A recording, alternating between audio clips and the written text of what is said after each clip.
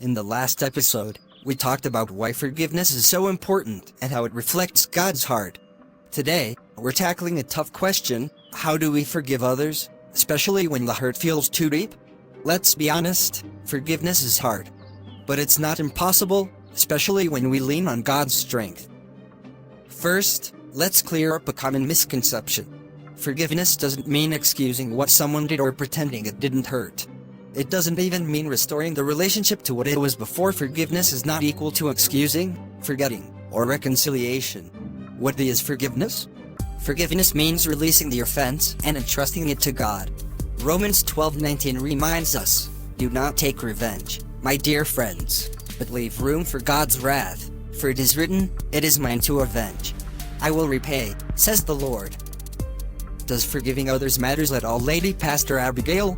When we hold on to unforgiveness, it's like drinking poison and expecting the other person to suffer. Bitterness and resentment hurt us far more than they hurt the person who wronged us.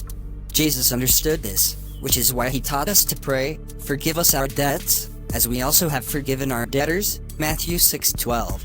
Forgiveness frees us from the chains of bitterness and allows God's peace to fill our hearts. Are there any practical steps to forgive others? Of course, yes. To actually forgive someone who's hurt us, here are 3 steps to get started. Step 1. Pray for the person who hurt you. It might feel impossible at first, but prayer softens our hearts. Jesus said in Matthew 5:44, "Love your enemies and pray for those who persecute you." Step 2. Release the hurt to God.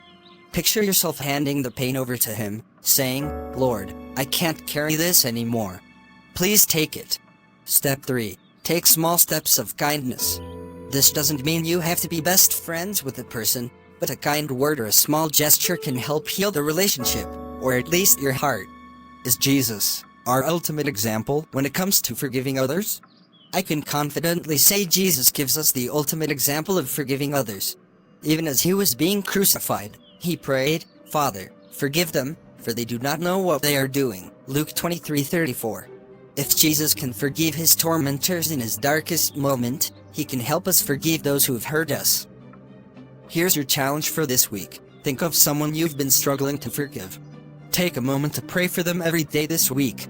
Ask God to help you release the hurt and take one small step toward forgiveness.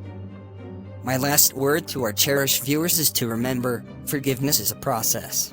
It might take time, but every step brings you closer to freedom and peace. Thanks for joining me today. Forgiving others isn't easy, but it's one of the most powerful ways we can reflect God's love. In the next episode, we'll talk about an equally challenging topic: forgiving yourself. See you all in our next episode.